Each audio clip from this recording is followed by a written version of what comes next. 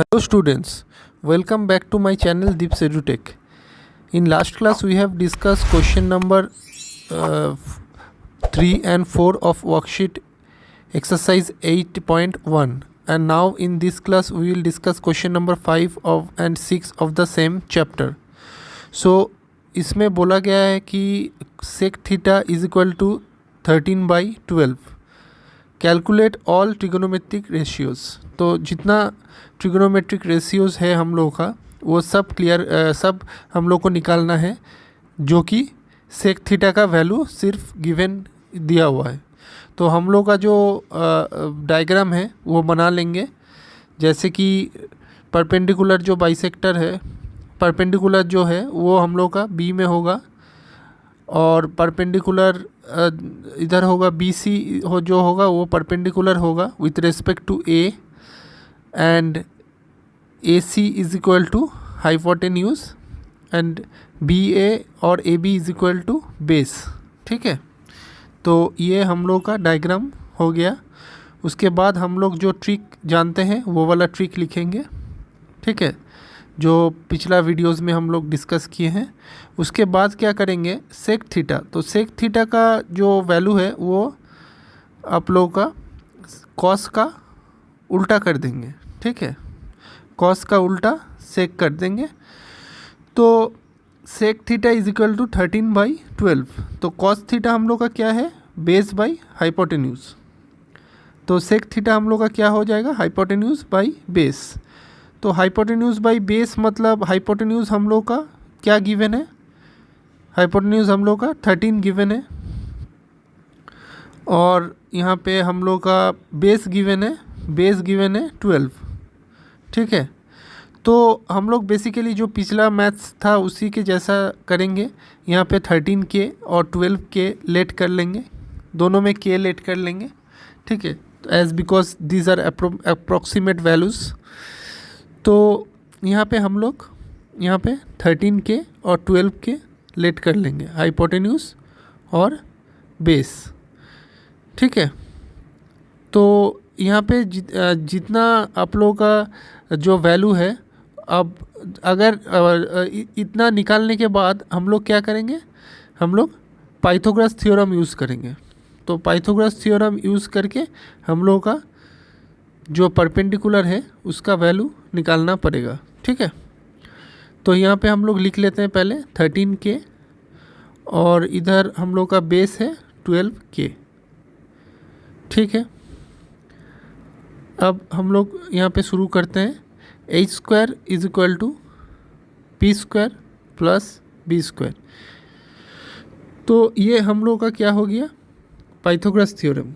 ठीक है, Pythagoras theorem में हम लोग यहाँ पे बेस का वैल्यू और हाइपोटेन्यूज का वैल्यू यहाँ पे पुट करेंगे. ठीक है, तो हाइपोटेन्यूज क्या है, 13 का whole square is equal to perpendicular square को जैसा है वैसा ही छोड़ देंगे. उसके बाद बेस को 12 होल स्क्वायर. ठीक है, अब 13 का स्क्वायर मतलब 13 इंटू 13 करेंगे तो कितना आएगा, 169. 169 के square is equal to P square plus 12 into 12 करेंगे तो क्या आएगा, 144 के स्क्वायर. अब क्या करेंगे, 169 के स्क्वायर माइनस 144 के square is equal to P square. ठीक है, तो ये जो माइनस करेंगे, माइनस करने के बाद हम लोग का आएगा 25 के square is equal to P square. तो पी स्क्वायर का वैल्यू हम लोग का क्या आया, 25 के स्क्वायर. ठीक है, तो इधर क्या करेंगे, हम लोग रूट करेंगे. ठीक है, इधर स्क्वायर है तो स्क्वायर में रूट करना है, तो रूट करेंगे तो बेसिकली क्या आएगा, 25 को कैसे लिख सकते हैं, 25 को लिख सकते हैं 5 इंटू 5. ठीक है, और के स्क्वायर को लिख सकते हैं के इंटू के. तो जैसे कि आप लोग जानते हैं 5 इंटू 5 मतलब एक 5 अंदर में रहेगा और एक 5 निकल जाएगा, और एक के भी निकल जाएगा. तो दैट मीन्स आप लोग का क्या होगा, के का वैल्यू 5K, परपेंडिकुलर का वैल्यू क्या आएगा, 5K.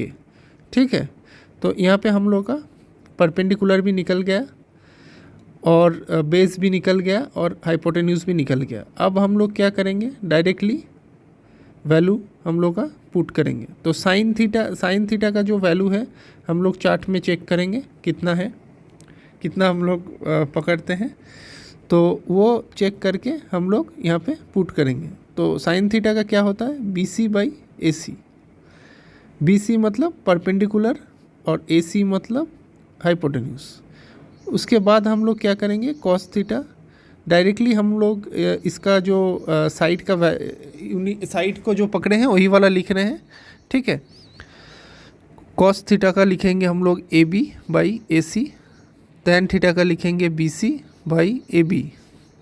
कोसेक थीटा का साइन को उल्टा कर देंगे तो क्या होगा, AC/BC। साइन को जस्ट उल्टा कर देंगे। और कॉस थीटा को क्या है, अच्छा कोसेक थीटा तो हम लोग का गिवन है, और कॉट थीटा निकालेंगे तो टैन को जस्ट उल्टा कर देंगे, ठीक है। क्या होगा, AB/BC, ठीक है। तो ये हम लोग का बेसिकली ये आ गया। अब क्या करेंगे, यहाँ पे हम लोग वैल्यू पुट करेंगे। तो BC का क्या वैल्यू है, BC का वैल्यू है 5K और AC का क्या है 13K। तो K कट गया इज इक्वल टू 5/13। ये हम लोग का साइन थीटा का वैल्यू निकल गया, ठीक है। उसके बाद हम लोग करेंगे AB/AC। AB का वैल्यू है 12K और AC का वैल्यू है 13K। तो K कट गया, 12/13 आया हम लोग का, ठीक है। उसके बाद जस्ट वेरी सिंपल, उसके बाद 5K, BC का वैल्यू 5K और AB का वैल्यू 12K। K कट गया, 5/12 हम लोग का आंसर आ गया। उसके बाद हम लोग का कोसेक थीटा को क्या कैसे करेंगे, कोसेक थीटा को करेंगे AC/BC। तो AC का जो वैल्यू है वो हम लोग लिखेंगे 13K/5K और K कट जाएगा तो क्या आएगा 13/5। कॉट का क्या करेंगे, AB/BC। यहाँ पे 12K/5K, K कट गया 12/5।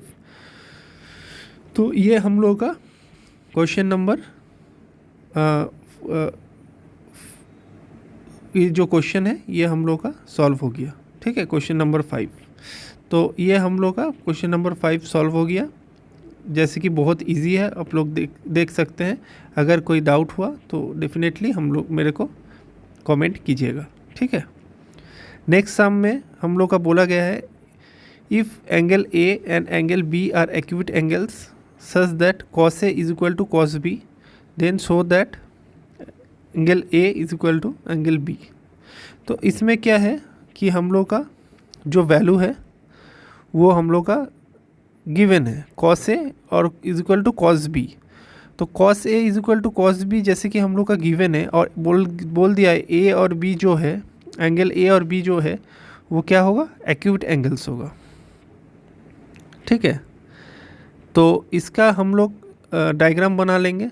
जैसे कि A B और C एक ट्रायंगल बना लेंगे, राइट एंगल ट्रायंगल, ठीक है। उसमें हम लोग मेंशन करेंगे।